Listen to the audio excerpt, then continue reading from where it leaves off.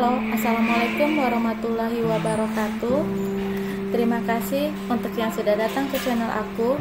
Kalau belum subscribe, tolong jangan lupa di subscribe, kemudian bunyikan lonceng, dan jangan lupa kasih like serta komentar biar aku makin semangat ya. Istri simpanan pria angkuh, episode 151. Salah paham. Iswandi menceritakan hal ini kepada Lala agar Lala tidak salah paham. Iswandi menghentikan mobilnya di depan halaman rumah Lala. Ia turun dari dalam mobil dan mengantarkan Lala hingga sampai ke depan pintu rumahnya.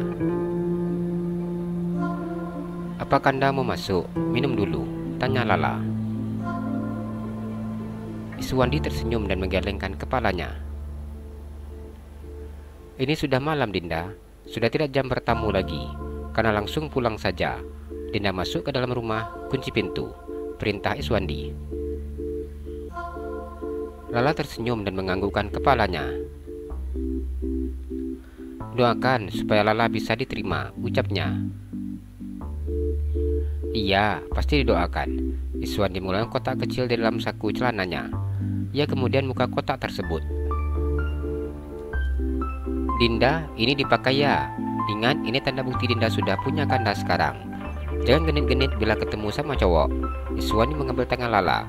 Ia masukkan cincin ke jari manis milik Lala. Lala tersenyum ketika melihat cincin berlian yang kini melingkar di jari manisnya. "Kanda nggak romantis, ngasih cincin di depan pintu," Lala berkata dengan memajukan bibirnya. Iswandi tertawa mendengar ucapan Lala. "Kanda pulang ya," ucapnya. "Kanda hati-hati." Lala tersenyum. Ia mengambil tangan pria tersebut dan mencepung tangan Iswandi. "Langsung masuk ya, Kanda pulang dulu. Jangan lupa kasih tahu keluarga Dinda bahwa Kanda akan ke sana." "Iya," jawab Lala. "Assalamualaikum." Iswandi memajukan bibirnya ke depan seperti akan mencium. "Waalaikumsalam," jawab Lala dengan tersenyum. Melihat bibir pria itu yang seperti ingin minta dicium, dengan cepat Lala menempelkan bibirnya dan mencium bibir lembut milik Iswandi. Mata Iswandi terbuka lebar ketika Lala mencium bibirnya dengan sangat lembut. Ia terdiam kaku tanpa bisa berkata apa-apa. "Sudah, Kanda?" Lala tersenyum setelah melepaskan bibir pria tersebut. Iswandi diam memandang Lala.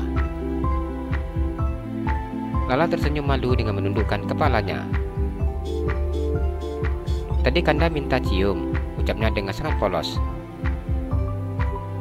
Iswandi menggelengkan kepalanya. "Siapa yang minta cium?" Wajahnya bersumerah ketika melihat Lala. "Mulut Kanda monyong ke depan. Itu apa maksudnya?" Lala begitu sangat malu. "Cuma mau cium jarak jauh, nggak pakai nempel." Iswandi tidak menyangka bahwa gadis itu akan salah paham dan main nyosor saja. "Ih, Kanda!" Lala menghentakkan kakinya.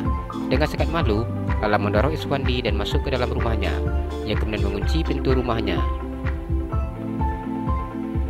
Iswandi masih berdiri depan pintu yang tertutup rapat.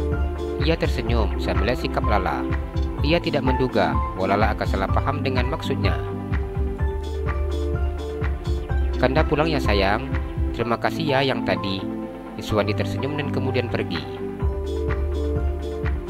Lala begitu malu. Ia hanya menyandarkan punggungnya di daun pintu dengan wajah yang begitu amat merah. "Mengapa aku seperti itu?" sesalnya. Ia menepuk keningnya sendiri dan menyesali hal tersebut. Lala menyadari bahwa Iswandi tidak sama dengan pria-pria yang dulu dikenalnya. Arga terbangun ketika mendengar suara Nadira yang sedang di kamar mandi. Dengan cepat pria itu turun dari atas tempat tidur dan berlari ke kamar mandi ketika mendengar suara Nadira yang sedang mengeluarkan isi perutnya di kamar mandi. "Kenapa?" Arga panik ketika melihat kondisi Nadira seperti saat ini. Ia berdiri di belakang punggung Nadira dan mengusap-usap punggung istrinya. Arga tidak mengerti ketika melihat kondisi istrinya tidak seperti ini. Arga hanya tahu morning sickness akan menyerang di saat awal kehamilan. Namun mengapa istrinya mengalami seperti ini di saat akan mengalami proses persalinan? Diramu Albi, Nadira berhenti sejenak. Ia kembali mengeluarkan apa yang tadi dimakannya. Arga dengan sangat sabar mengusap-usap punggung istrinya. Cukup lama Nadira mengeluarkan isi perutnya, dan kemudian ia berhenti setelah tidak ada lagi yang bisa dikeluarkannya. "Sudah siap?" tanya Arga. Nadira menganggukkan kepalanya dan mengusap air matanya. "Habi gendong ya," ucap Arga. "Iya Bi," jawab Nadira dengan suara yang serak. Saat ini Nadira sudah tidak bisa lagi makan dengan porsi yang banyak. Bila ia makan dengan porsi yang banyak, maka perutnya terasa sesak dan mual, hingga terjadi seperti ini. Nadira melingkarkan tangannya di leher suaminya. Ia hanya diam dan memeluk suaminya.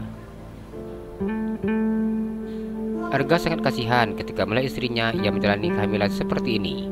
Dirinya sangat tidak tega. Arga mendaratkan tubuh istrinya di atas tempat tidur. Ia kemudian mengusap keringat Nadira. "Habi, tenggorokan rasanya pedas. Tolong air minum," pinta Nadira. Saat ini rasa tenggorokannya begitu tidak enak. Rasa pedas, pahit dan asam yang membuat dirinya tidak nyaman. Dengan cepat Arga mengambil air putih hangat untuk istrinya. Nadira meminum air putih hangat itu hingga tersisa setengah bagian. "Sudah Bi," Nadira memberikan gelas di tangannya kepada suaminya. "Apa masuk angin?" Arga meletakkan gelas kosong ke nakas. Nadira menggelengkan kepalanya. "Dira sekarang gak bisa makan banyak Bi. Kalau makan banyak rasanya mual. Terus juga sesak di sini." Nadira memegang bagian bawah dadanya. "Sabar ya, sebentar lagi anak kita lahir." Arga mengusap perut istrinya. Ia membantu Nadira merebahkan tubuhnya. Nadira tersenyum dan menganggukkan kepalanya. "Besok pagi kita ke rumah sakit ya." Arga mengusap kepala Nadira. "Iya Bi, perut Dira sakit." Nadira meletakkan tangan suaminya di bawah perutnya. "Sakit kali?" tanya Arga. "Enggak Bi, sakitnya cuma tadi." "Apa mau sekarang aja ke rumah sakitnya?" Arga cemas melihat Nadira. Nadira menggelengkan kepalanya. "Dira nggak apa-apa, besok aja." Nadira tersenyum melihat sikap suaminya. Ia tahu bahwa suaminya sangat mencemaskannya. "Ya sudah kalau gitu, tidur lagi." Arga mengusap-usap kepala istrinya hingga Nadira tertidur. Jalan-jalan ke Pekanbaru, jangan lupa beli sepatu. Kalau kamu suka channel aku, please subscribe aku. Terima kasih.